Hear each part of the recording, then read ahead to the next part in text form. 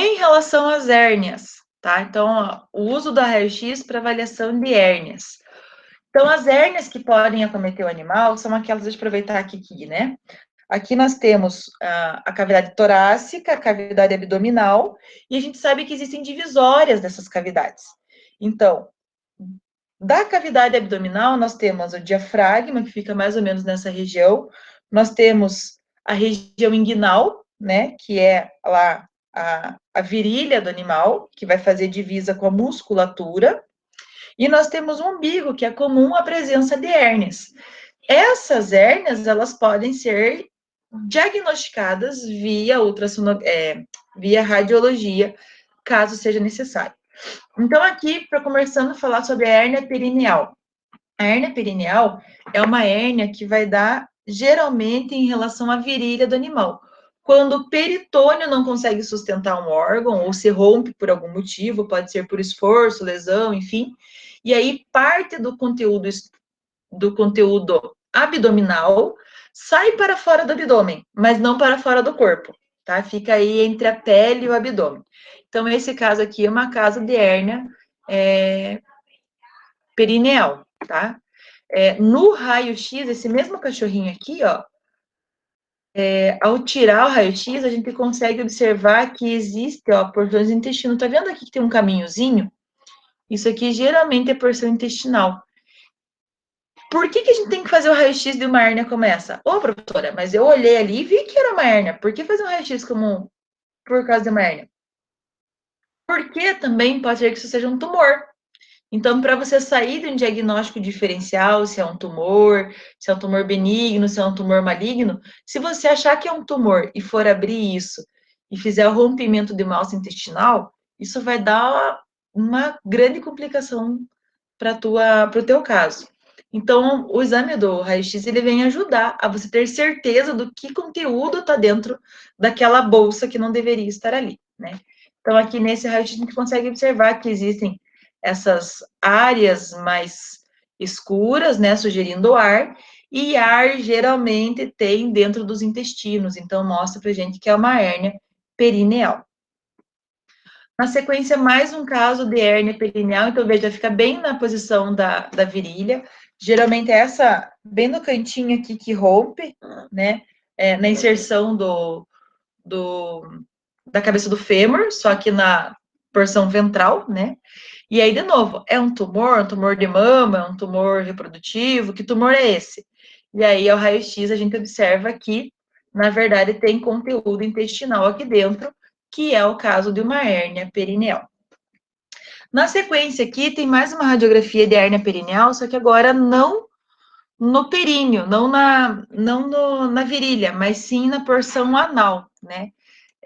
Então, seria o caso de um animal como esse, tá? Então, seria como se fosse um prolapso, só que um prolapso que não saiu pelo ânus, um prolapso que saiu, mas ficou preso dentro da pele do animal. Então, esse tipo de hérnia também consegue ser identificada através do raio-x. De novo, isso é diagnóstico diferencial para tumor.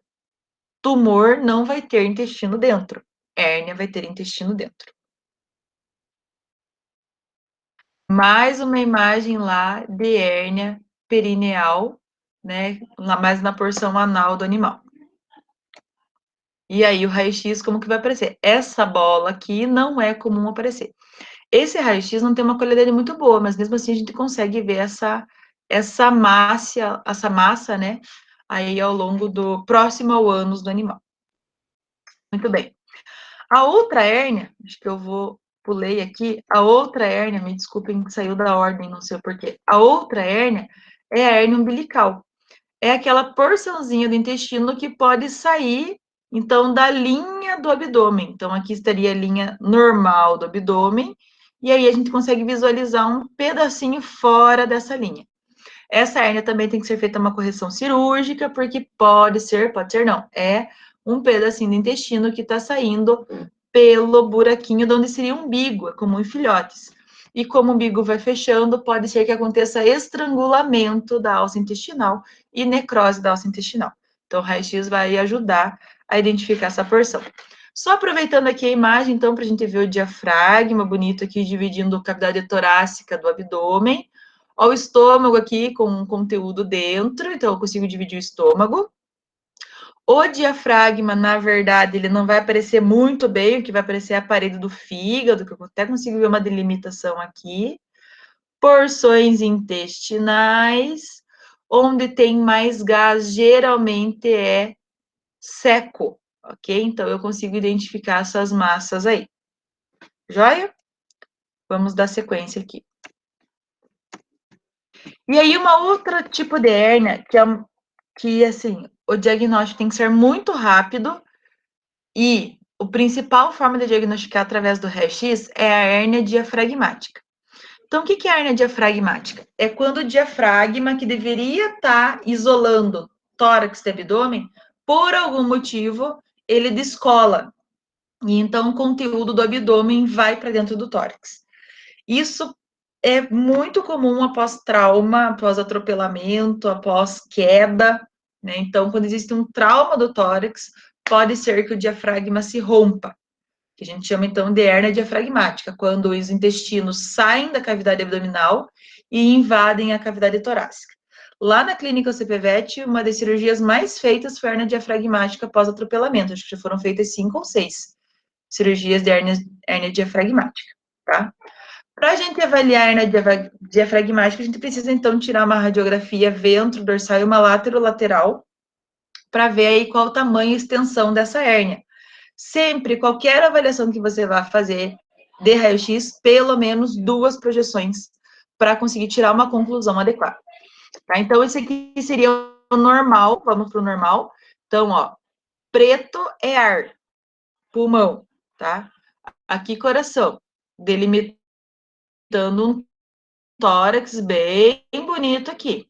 E do outro lado, a gente consegue ver lá bem bonitos os rins, ó, nessa imagem tá bom os rins, bexiga urinária, intestinos, ó, o seco lá com ar, o estômago aqui com um pouquinho de conteúdo,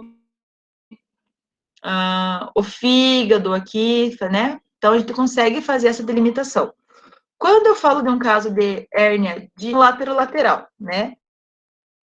Numa visão ventrodorsal, eu tenho que ver isso aqui bonito, essa divisão bonita, que geralmente é como se fosse um toldo, né? Cobrindo o estômago.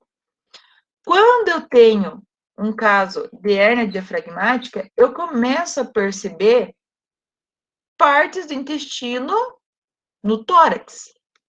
Essa imagem aqui é bem ruim, mas eu vou mostrar para vocês agora que vocês vão espantar. Olha o contraste. Foi feito um contraste dentro dos intestinos, né, provavelmente via boral, e aqui essa posição era para ser o diafragma. E olha onde é que estão os intestinos, estão dentro da cavidade torácica. E isso é um caso de hérnia diafragmática. Vamos para mais uma imagem. Aqui nesse caso, também contrastado, ó, a hérnia diafragmática chega até em cima do coração. Né? A hérnia diafragmática, não, perdão, os intestinos, ó. Artéria aorta passando aqui, coração e no meio intestino. Gente, os intestinos tinham que estar do outro lado. Tinha que estar nessa região aqui, não dentro do tórax do animal. Aqui nós temos uma projeção que mostra uma comparação, né? Um gato normal e um gato com hérnia diafragmática. Dá uma olhada aí. O que tinha que ter aqui? Tórax, coração, pulmão. Só. E diafragma bem delimitado. O que eu tenho aqui?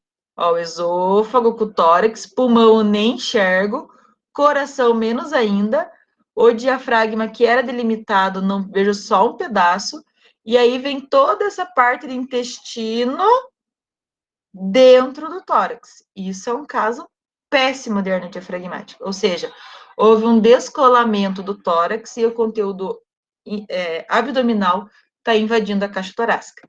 Lembrem que o animal só consegue respirar porque existe uma pressão negativa dentro do tórax. Se os intestinos entram dentro do tórax, o animal vai ter dificuldade respiratória. E é muito comum a morte nesse caso, nessa situação, se não for feita uma cirurgia de correção imediata. Então, o raio-x vem para auxiliar nesse processo. Tá? O que eu tenho que saber diferenciar de hérnia diafragmática? Existem os diagnósticos diferenciais. Pode ser que eu esteja olhando um tórax com conteúdo estranho lá dentro, mas pode ser que eu realmente esteja vendo uma hernia diafragmática, mas pode ser que eu esteja vendo um caso de pneumotórax, que é quando existe uma coisa estranha no formato do coração, ou então hidrotórax, quando existe líquido dentro do coração.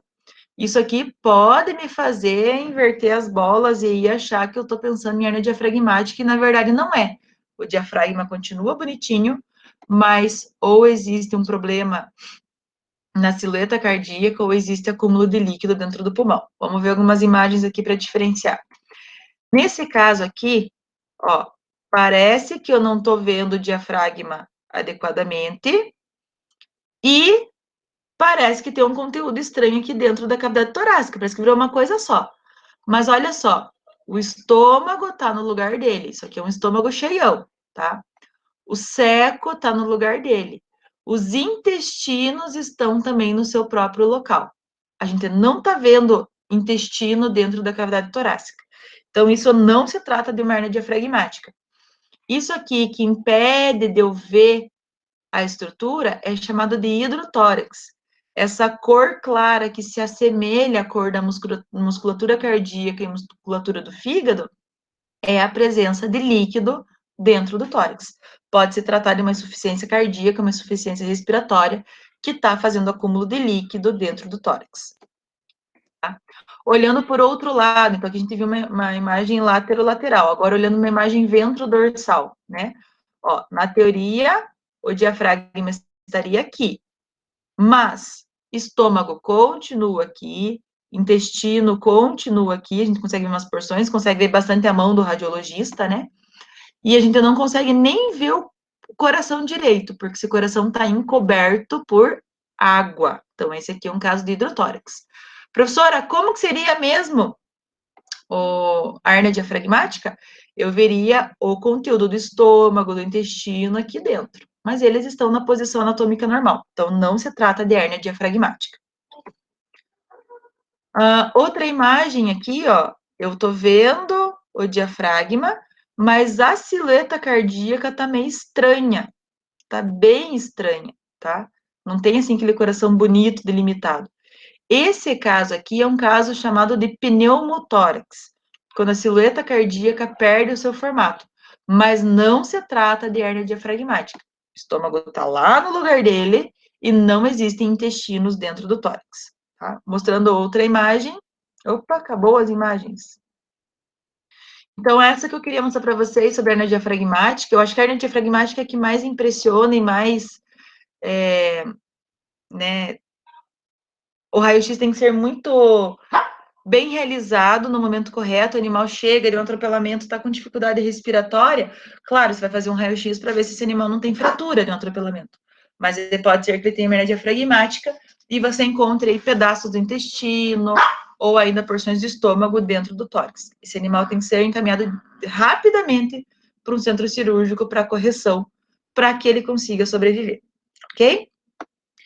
E a outro ponto que eu queria mostrar para vocês ainda na aula de hoje é a mensuração do tamanho cardíaco. Como identificar se o animal tem problema cardíaco ou não através do raio-x, tá? Então, o coração, ele tem um tamanho certo e adequado a estar dentro do corpo do animal. Se o coração está muito grande, se ele está com cardiomegalia, pode ser que esse coração está batendo demais, se esforçando demais para conseguir fazer o sangue chegar, pode ser que está existindo um débito cardíaco ou algum problema no animal. E que quer participar da aula de novo. Agora, se esse coração está menor do que o tamanho ideal, pode ser que esse coração esteja fraco, está reduzido, o volume de sangue não está ideal. Então, o tamanho de um coração pode falar muito a respeito do caso do animal, se o animal tem uma patologia ou não, tá? Como que a gente vai fazer para mensurar o tamanho do animal? Que teste é do animal, do coração do animal? Que teste é esse que a gente faz? É um teste chamado de VHS. A gente vai transformar o tamanho do coração em vértebras. É o tamanho vertebral do coração. Para saber se para aquele animal o coração está grande ou está pequeno. Por que tem que existir esse teste? Por exemplo, se eu tirar um raio-x, se eu fizer um raio-x de um pastor alemão que é bem grandão, ele tem que ter um coração também grande. Se eu tirar um raio-x da Kiki, que é pequenininha, o coraçãozinho dela tem que ser pequeno. Mas quão grande tem que ser esse coração? Quanto pequeno tem que ser esse coração? Então, é esse teste que transforma o coração em tamanho vertebral que vai trazer para a gente a resposta. Se esse coração está aumentado, se esse coração está diminuído, se existe um problema cardíaco evidente ou não. Mas, de novo, eu vou usar uma imagem que eu já usei antes. Nós temos que ter um bom senso, né? E esse bom senso agora vai incluir um cálculo para saber qual que é o tamanho adequado de um coração. Por quê? Vejam bem, tem ali nessa imagem 2 animais de porte grande que têm um peso consideravelmente parecido, né? Um Golden Retriever e um Doberman.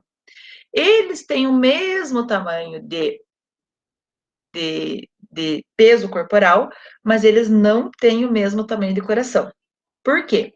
Porque o tórax deles segue uma conformação diferente. E também o tamanho vertebral pode alterar o cálculo de mensuração do coração.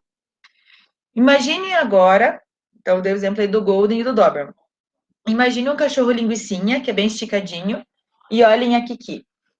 O cachorro linguicinha, que é bem esticadinho, ele vai ter um tamanho de vértebra maior. E a Kiki tem um tamanho de vértebra bem reduzidinho. Por mais que eles tenham tamanhos próximos, cães de pequeno porte, o tamanho da vértebra também pode alterar o nosso teste de VHS, né? Do tamanho vertebral do coração. Então, cálculo, ciência vai envolver isso para dizer para a gente se existe cardiomegalia ou não. Como que vai funcionar esses testes?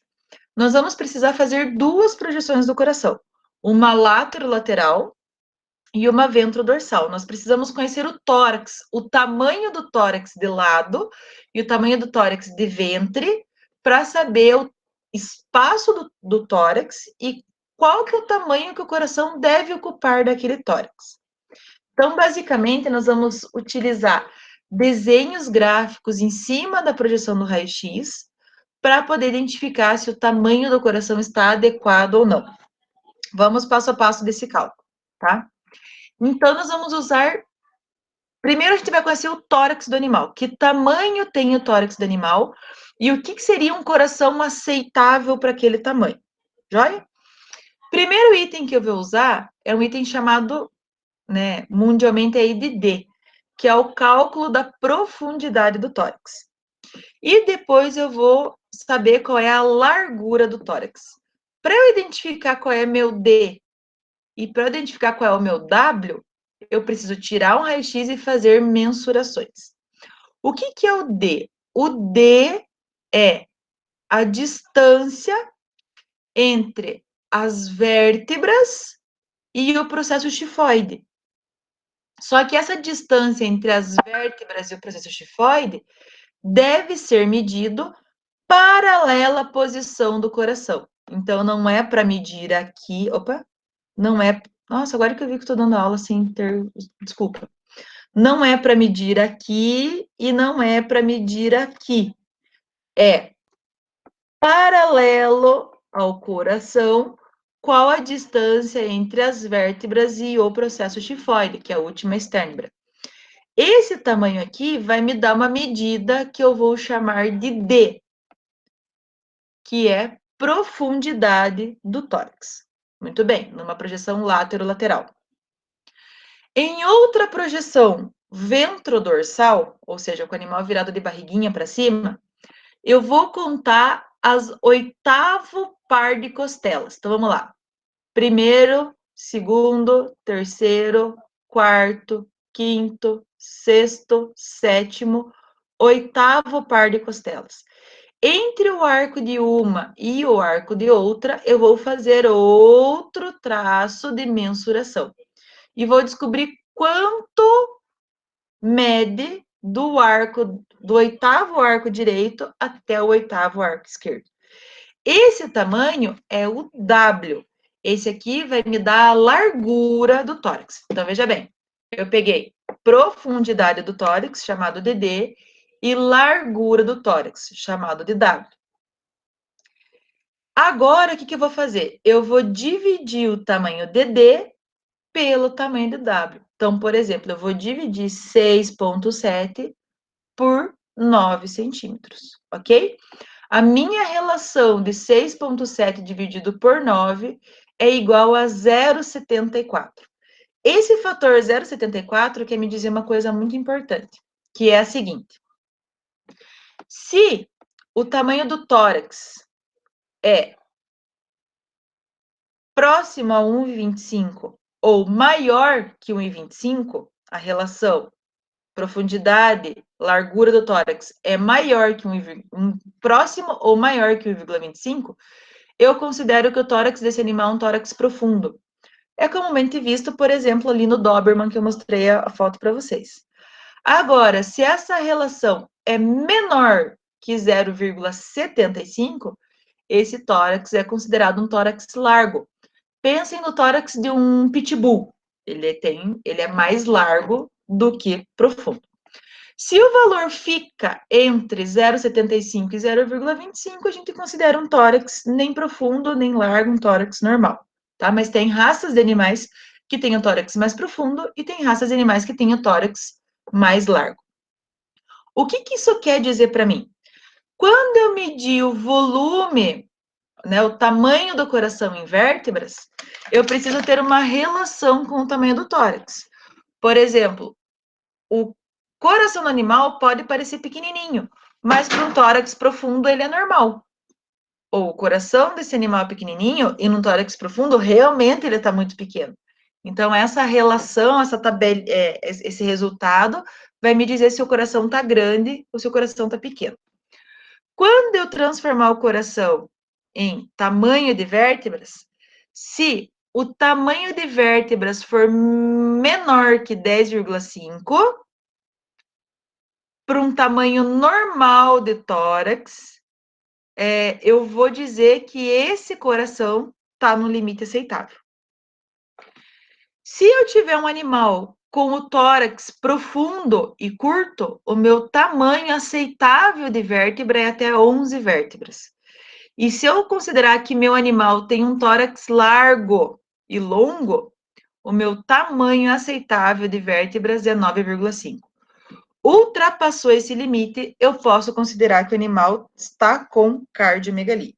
Então, vamos refazer só esse raciocínio.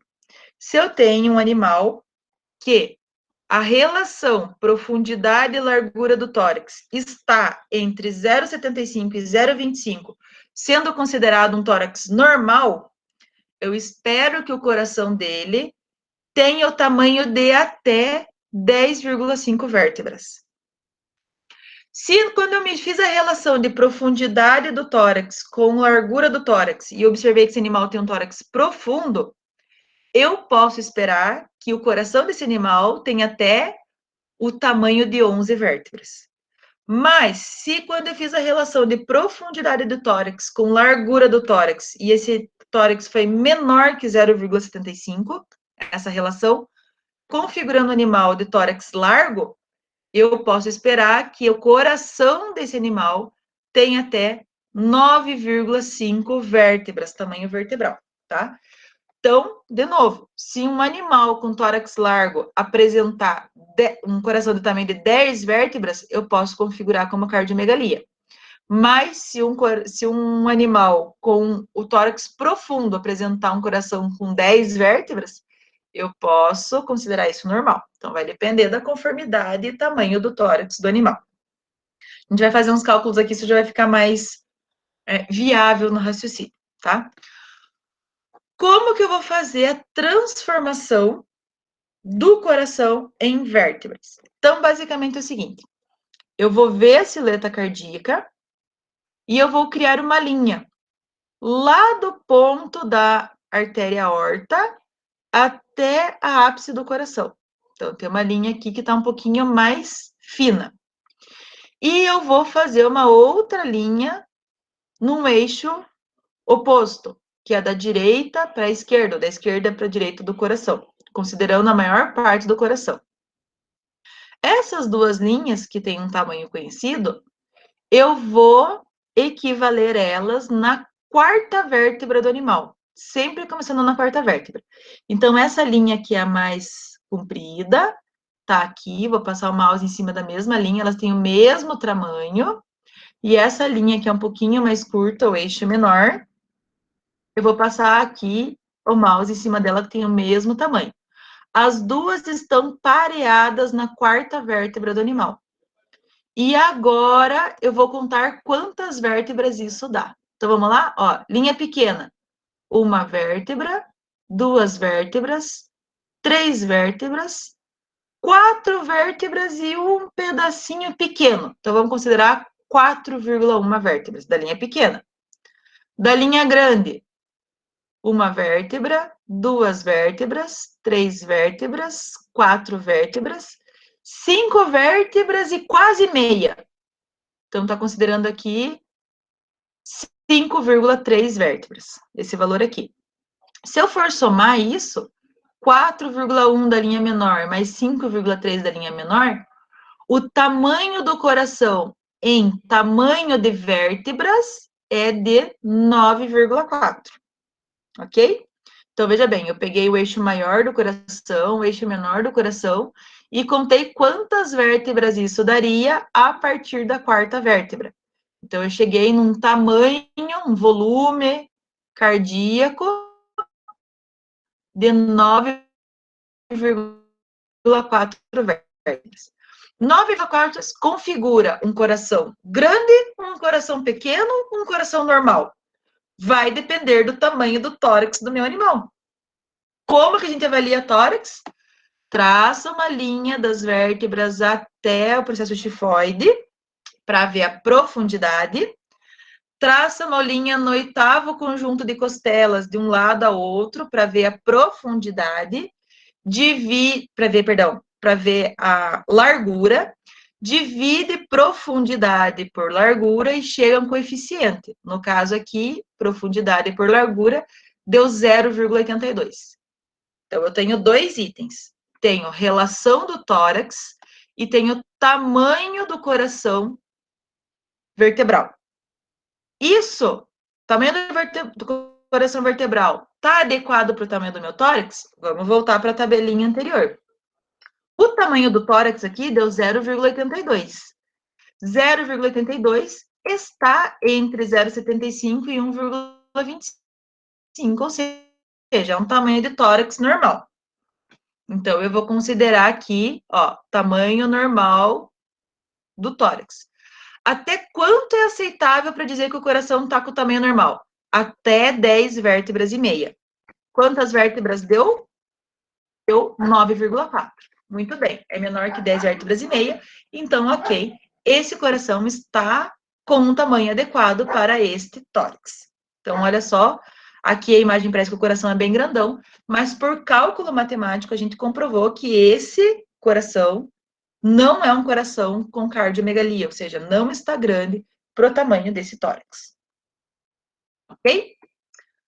Muito bem. Então, para que vocês testem esse raciocínio e também aí para cumprir a parte dos trabalhos, né, da disciplina de diagnóstico por imagem, eu vou lançar um formulário no Google, um Forms para vocês no Class, logo em sequência, onde vocês vão ter cálculos a fazer sobre o tamanho cardíaco do coração. Então, vou ter que calcular qual o tamanho do tórax do animal, tamanho, né, do caso da profundidade e da largura, ver qual é o coeficiente do tamanho do tórax, e entender qual tamanho de coração é aceitável para aquele tórax. Logo em seguida, ver qual é o tamanho vertebral do coração e julgar se aquele animal, se aquele coração está ou não com cardiomegalia. Cardiomegalia é um coração grande para o tamanho do animal, ou seja, um coração que está se esforçando muito, que está tentando suprir necessidades, que está fazendo além do que ele deveria estar fazendo. Ok? Então, na sequência, vocês vão receber aí os links para realizar essas atividades.